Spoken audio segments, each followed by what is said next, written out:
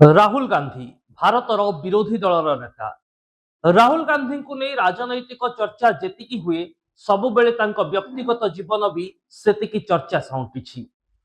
आउ निकटरे राहुल गांधी जन्मदिन जाइछि, तांको 56 वर्ष पुरिछि। तेबे आजिकार ए रिपोर्ट रे आलोचना करिबा केमिति थिला राहुल गांधी एही 5 दशंधिर यात्रा। नमस्कार, न्यूज रूम को स्वागत करुछि मु अभिन्न आशुतोष। राजनीति रे राहुल गांधी को नहीं जेतिकी चर्चा हुए, राजनीति ठारू भिन्न तांको व्यक्तिगत जीवन को नहीं मध्य सेतिकी आलोचना हुए। वर्तमान देशर विरोधी दल नेता अछंती राहुल गांधी। आउ 19 जून 2026 मसीह तांको पुरिछि 56 वर्ष।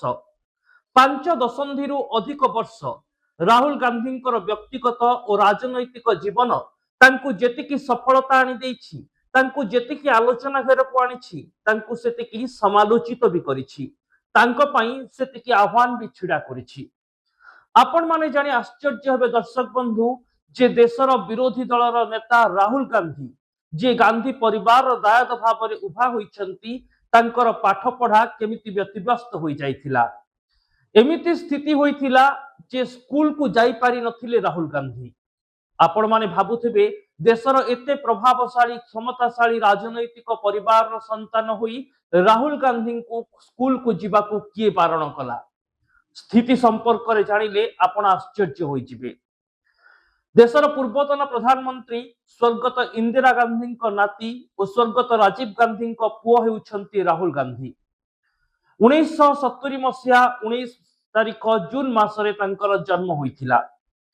एक राजनैतिक परिवार रे जन्म नहीं सुधा छोट बेलू पाठ पढ़ारे बेस सक्रिय थिले राहुल गांधी। तांकर स्कूल पाठ पढ़ा मध्य स्वाभाविक भाव में आरंभ होइथिला। प्रथमे सेंट कोलंबस स्कूल रे नाम लिखाई राहुल गांधी। पाठ पढ़ा चलीथिला। या परे परे डून स्कूल रो छात्र हेबार सुजोग भी पाइछंती राहुल गांधी। हेले तांकर स्कूल समय विषय जानिले आपण आश्चर्य होई जिबे जे स्थिति एमिति हेला जे तांको स्कूल को जीवाकू बारण करा जाइथिला। 1984 मसीहा राहुल गांधी एवं गांधी परिवार रो सेही कला दिन जहा पूरा देश को स्तब्ध कर देइथिला। इंदिरा गांधी को तांको सुरक्षा कर्मी माने हत्या करिथिले। एहा परे गांधी परिवार रो सुरक्षा को नै उठिथिला बड़ प्रश्न। पुओ राजीव गांधी, बहु इंदिरा गांधी सोनिया गांधी एवं नाती राहुल गांधी और नातुणी प्रियंका गांधी सुरक्षा को नहीं बड़ चैलेंज सृष्टि होइथिला। एहा परे परे तांको स्कूल को जीवाकू बारण करा जाइथिला। एमिति कि राहुल गांधी आ स्कूल को जाई न परिबा जोगु स्कूल रो शिक्षक शिक्षयित्री आसी तांको घरे तांको पाठ पढ़ाइथिले। धीरे धीरे स्थिति स्वाभाविक हला एवं पुणी थरे राहुल गांधी स्कूल पाठ्यक्रम भी स्वाभाविक हेबाकू आरंभ कला। हेले एहारी भितरे जीवनर आउ एक बड़ झंझा को सामना कले राहुल गांधी। 1991 मसीहा गांधी परिवार रो आकाश रे खेलीगला शोकर कला बादल। राहुल गांधी बापा तथा पूर्वतन प्रधानमंत्री राजीव गांधी को आतंकवादी माने हत्या करदेले। पूर्वर जेजेमा को हराई सारिथिबा राहुल गांधी को पिता निधन आनी देइथिला बेस क्षति एवं शोक। व्यक्तिगत जीवन रे से जेतिकी हारी जाइथिले, तांकर भविष्यत राजनैतिक दिग्दर्शक किए हेबे से नै भी सेतिकी चिंता बढ़िथिला। आउ ए सब भितरे पुणी थरे राहुल गांधी पाठ पढ़ा व्याहत हैला।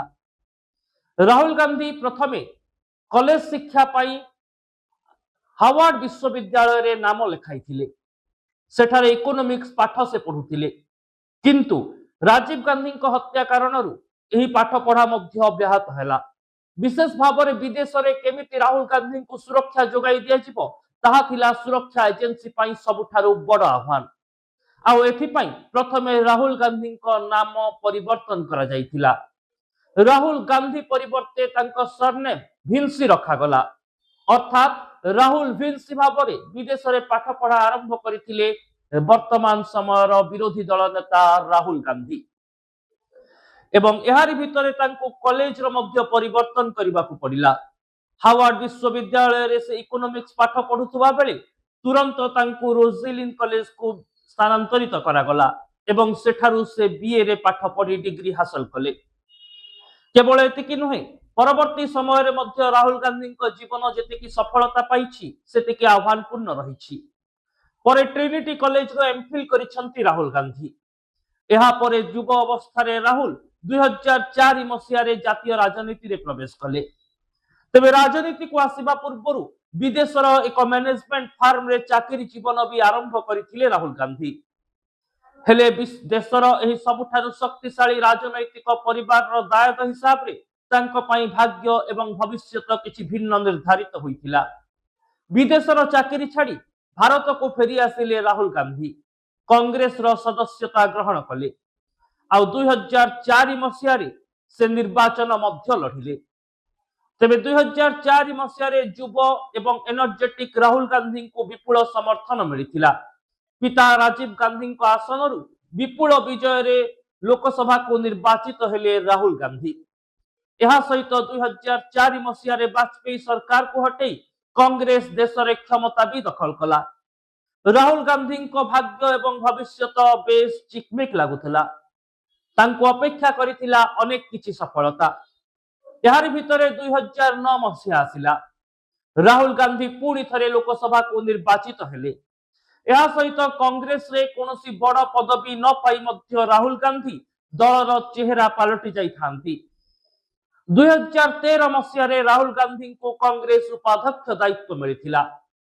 ହେଲେ 2014 ମସିହାରେ ଅର୍ଥାତ୍ ରାହୁଲ ଗାନ୍ଧୀ କଂଗ୍ରେସ ଉପାଧ୍ୟକ୍ଷ ହେବାର ଠିକ ବର୍ଷକ ପରେ କଂଗ୍ରେସ ଦେଶରେ ଶୋଚନୀୟ ଭାବରେ ନିର୍ବାଚନରେ ପରାଜୟ ବରଣ କଲା, ଯାହା ରାଜନୈତିକ କ୍ୟାରିୟରରେ ରାହୁଲ ଗାନ୍ଧୀଙ୍କୁ ଏକ ଶକ୍ତ ଧକ୍କା ଦେଇଥିଲା। ତାପରେ ମଧ୍ୟ ରାହୁଲ ଗାନ୍ଧୀ ଦଳର ନେତୃତ୍ୱ ନେବା ସହିତ ଦଳର ସାଂଗଠନିକ ସ୍ଥିତିରେ ସୁଧାର ଆଣି ସଂଗଠନକୁ ଆହୁରି ମଜବୁତ କରିବା ପାଇଁ ଲାଗି ପଡ଼ିଥିଲେ। କିନ୍ତୁ ସମୟ ଯେତିକି ବଢୁଥାଏ ରାହୁଲ ଗାନ୍ଧୀଙ୍କ ପାଇଁ ଆହ୍ୱାନ ଏବଂ ସମାଲୋଚନା ମଧ୍ୟ ସେତିକି ଦାନା ବାନ୍ଧୁଥିଲା। 2004 ଏବଂ 2009ରେ ସଫଳତା ପାଇଥିବା ରାହୁଲ ଗାନ୍ଧୀ 2014ରେ ନିର୍ବାଚନୀ ପରାଜୟର ସାମ୍ନା କରିବା ପରେ ଅର୍ଥାତ୍ କଂଗ୍ରେସ ଯେଉଁଭଳି ଢଙ୍ଗରେ ଶୋଚନୀୟ ଭାବରେ ନିର୍ବାଚନୀ ମଇଦାନରେ ପରାଜିତ ହେଲା, ତାପରେ ପରେ ରାହୁଲ ଗାନ୍ଧୀଙ୍କର ସାଂଗଠନିକ ନେତୃତ୍ୱକୁ ନେଇ ପ୍ରଶ୍ନ ଛିଡ଼ା ହୋଇଥିଲା। ସେପଟେ ବିରୋଧୀ ମଧ୍ୟ ଲଗାତାର ଭାବରେ ରାହୁଲ ଗାନ୍ଧୀଙ୍କୁ ବିଭିନ୍ନ ପ୍ରସଙ୍ଗରେ ଘେରିବା ଆରମ୍ଭ କରିଦେଇଥାନ୍ତି। କେତେବେଳେ ତାଙ୍କୁ ସୋସିଆଲ ମିଡିଆରେ ପପୁ କହି ତ ପୁଣି କେତେବେଳେ ସଭାମଞ୍ଚ ସାମ୍ନାରେ କଳା ପତାକା ପ୍ରଦର୍ଶନ କରି ବିରୋଧୀ ରାହୁଲ ଗାନ୍ଧୀଙ୍କ ରାଜନୈତିକ କ୍ୟାରିୟରକୁ ଚ୍ୟାଲେଞ୍ଜ ଦେଉଥାନ୍ତି। ଏହାରି ଭିତରେ 2017 ମସିହା ଚାଲି ଆସିଲା। ଆଉ 2017 ମସିହା ଥିଲା ରାହୁଲ ଗାନ୍ଧୀଙ୍କ କ୍ୟାରିୟରର ସବୁଠାରୁ ଟର୍ଣ୍ଣିଂ ପଏଣ୍ଟ। କଂଗ୍ରେସ ଉପାଧ୍ୟକ୍ଷ ପଦରୁ ସିଧାସଳଖ କଂଗ୍ରେସ ଅଧ୍ୟକ୍ଷ ପଦ ସମ୍ଭାଳିଲେ ରାହୁଲ ଗାନ୍ଧୀ। ରାହୁଲଙ୍କ ନେତୃତ୍ୱରେ କଂଗ୍ରେସରେ ପୁଣି ଥରେ ନୂଆ ଜୀବନ୍ୟାସ ପାଇବାର ଆଶା ସଞ୍ଚାରିତ ହୋଇଥିଲା। କିନ୍ତୁ 2019 ନିର୍ବାଚନ ସବୁକିଛି ଓଲଟପାଲଟ କରିଦେଲା।